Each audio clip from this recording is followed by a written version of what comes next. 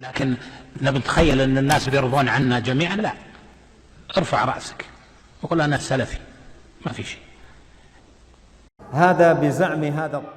Bu, həmin zalım Fironun iddiasıdır. O, Musa Peyğəmbərə belə dedi. Ey Musa, sehrinlə bizi torpağımızdan çıxarmağa mı gəlmisən?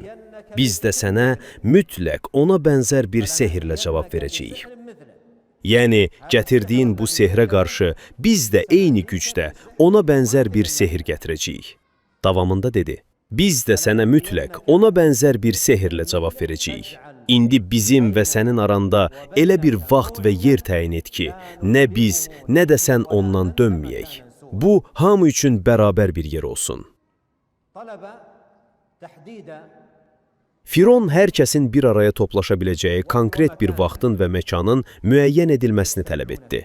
Məqsəd o idi ki, Musa özü ilə gətirdiyi və Fironun sehrin bir növü olduğunu iddia etdiyi həmin möcüzələrlə gəlsin, Firon da Musa əleyhissalamın gətirdiyinə bənzər olduğunu iddia etdiyi öz sehirbazlarını və sehrini ortaya çıxarsın.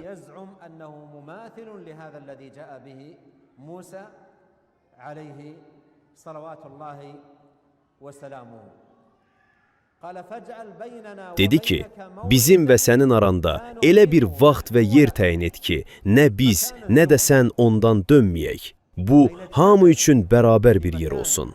Yəni, hamı üçün məlum, aşkar, düz və geniş bir ərazidə toplaşaq ki, oraya gələn hər kəs bu mübarizəni aydın şəkildə görə bilsin. Düz bir düzənlik olsun ki, həmin məkana gələnlərin hamısı bu yarışı müşahidə edə bilsin və bizim toplaşmağımız üçün bizə müəyyən bir gün və dəqiq bir vaxt təyin et.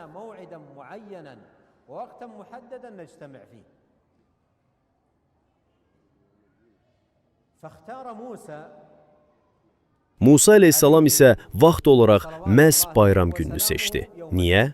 O bayram gününü ona görə seçdi ki, həmin gün bütün insanlar öz gündəlik iş güclərindən azad olurlar. Öz məşğuliyyətlərini, qayğılarını və vəzifələrindən uzaqlaşırlar.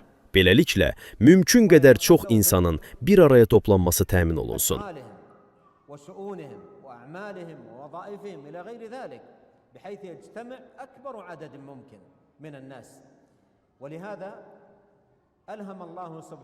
Məhz buna görə də Allahın ilhamı ilə Musa Peyğəmbər belə dedi. Görüş vaxtınız bayram günü və insanların bir araya toplanacağı səhər çağı, duha vaxtıdır. Görüş günü, bayram və zinnət günüdür. Bəs o hansı vaxtı seçdi? Səhər çağı, duha vaxtını. Səhər çağı, duha vaxtı, günün tam aydınlandığı vaxtdır ki, bu zaman hər şey aşkar və aydın görünür.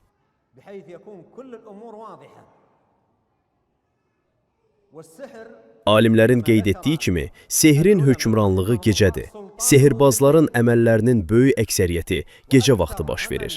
Əgər vəziyyət bir sehirbazın gündüz vaxtı sehr etməsini tələb edərsə, o mütləq qaranlıq bir otaq seçər və oraları da buxar və tüstülərlə doldurardı.